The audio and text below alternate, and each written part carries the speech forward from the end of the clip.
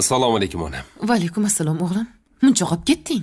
Endi do'stim bilan ozgina o'tirdik oyi. Gaplashdim. Anchadan beri ko'rishmaganmiz, bilasiz-ku. Maza qilib o'tirdik. Shuni aytib qo'ymaysanmi? Oyi sal kech qolyapman deb xavotir oldim. Xo'p, uzr oyi, xo'p. Boshqa qaytarilmaydi. Mayli. Eng asosiysi kayfiyating yaxshi. Yaxshi dam olib kelgan bo'lsang bo'ldi, bolam. Aytgancha Instagramni o'chirib tashladim. To'g'ri qilibsan. Allaqachon o'chirishing kerak edi o'g'lim. Men shu Instagramni deb qancha qiynalding o'g'lim? Bir narsani o'ylab qoldim. Nimaga men bir bevafoni deb o'zimni hayotimni barbod qilishim kerak? To'g'ri o'ylabsan. Endi onangga o'xshading. O'zing uchun yasha o'g'lim. Endi oyi hayotimni toza varodan yangidan boshlamoqchiman. Mana shu do'sting yaxshi bolaga o'xshayapti, ha? Fikrlaring o'zgartirib olganga o'xshaydi. Ko'proq ko'rishib tursan. Ha, hozir unda borib kelaman. Ajoyibsan-da. Oyi, ko'zim ko'ryapti.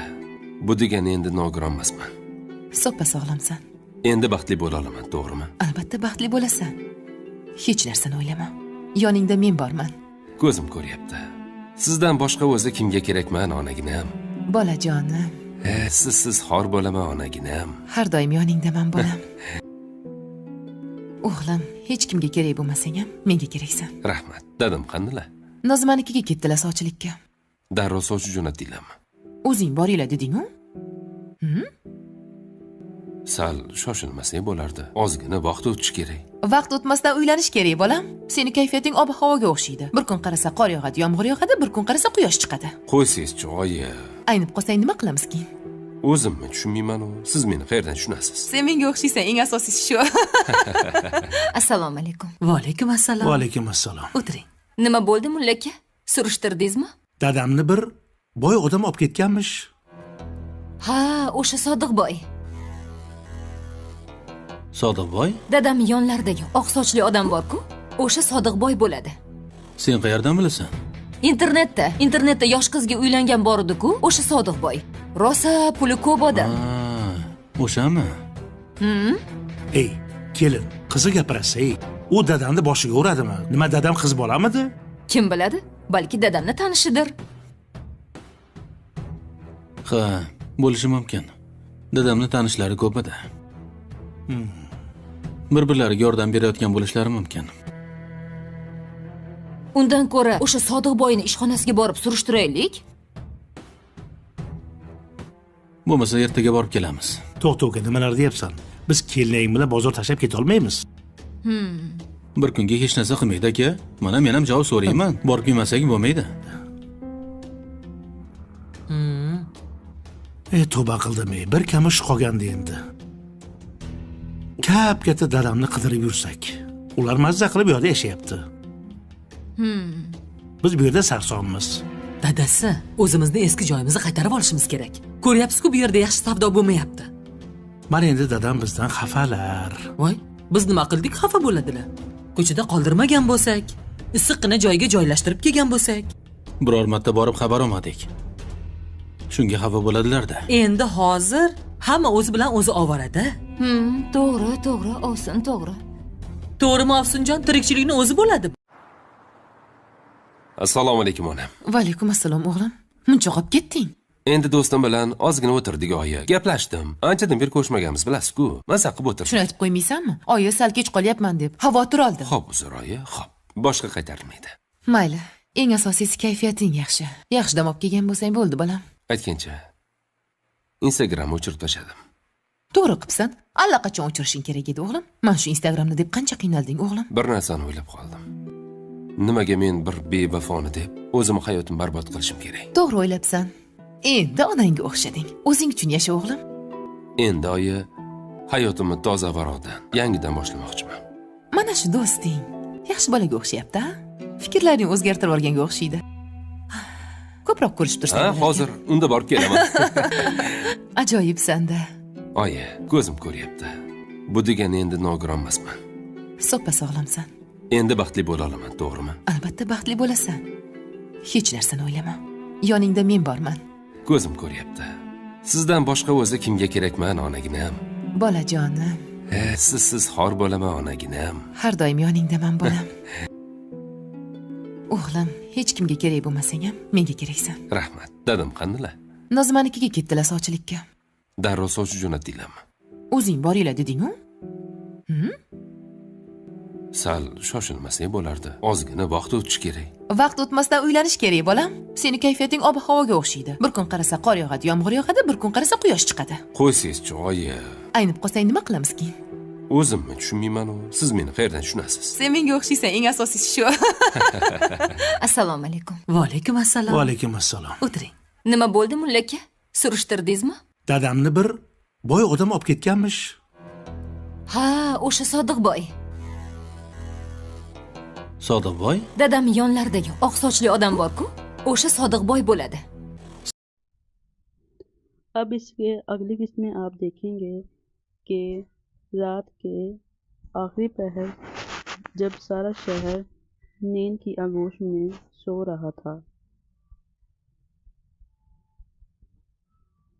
तब आलिया अपनी खिड़की के पास बैठकर चांद को देखा करती थी। चांद से इसे हमेशा एक अजीब सी अपनायत महसूस होती थी, जैसे वो इसके दिल की खामोशी सुन रही हो। आलिया एक हसास, कमगो और ख्वाबों में जीने वाली लड़की थी। इसके दिल में जज्बात का एक समंदर था, मगर ज़बान पर अक्सर खामोशी रहती। इस शहर में कुछ फासले पर हारिस भी जाग रहा था। वो एक संजीदा मजाज, खुददार और असूलों पर चलने वाला नौजवान था। जिंदगी ने इसे बहुत जल्द जिम्मेदार बना दिया था। बाप की वफ़ात के बाद घर की सारी जिम्मेदारियां इसके कंधों पर आ गई थी। मुस्कुराना वो भूल चुका था, मगर दिल अभी भी जिंदा था। ये कहानी शुरू होती है एक लाइब्रेरी से, जहां आलिया रोज़ शाम को किताबें पढ़ने आया करती थी। वही हारिस भी कभी कभार आ जाता, मगर दोनों एक दूसरे से बिल्कुल अनजान थे।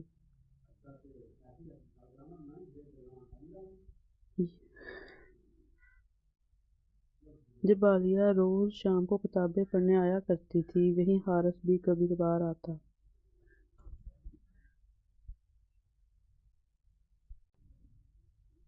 मगर दोनों एक दूसरे से बहुत अनजान थे।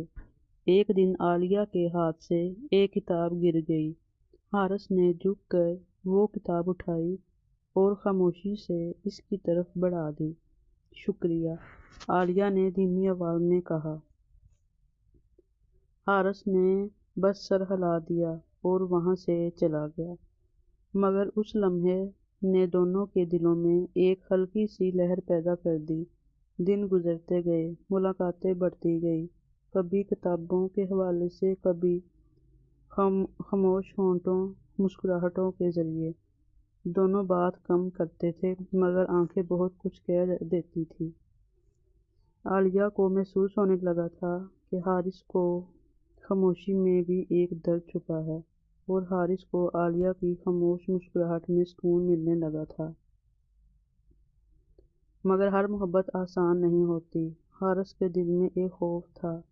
वो जानता था कि इसकी जिम्मेदारियां, इसकी मुश्किलात शायद आलिया के नाजुक दिल के लिए बहुत भारी हैं। वो खुद को रोकने लगा, फासला बनाने लगा। आलिया ये तब्दीली महसूस कर रही थी, मगर इसने सवाल ना किया, क्योंकि वो जानती थी सच्ची मोहब्बत में ज़बरदस्ती नहीं होती। एक दिन आलिया शहर छोड़कर चली गई, बगैर कुछ कहे, बगैर अलविदा। हारिस को तब महसूस हुआ कि खामोश मोहब्बत भी कितनी गहरी हो सकती है। वो दिनों तक लाइब्रेरी जाता रहा,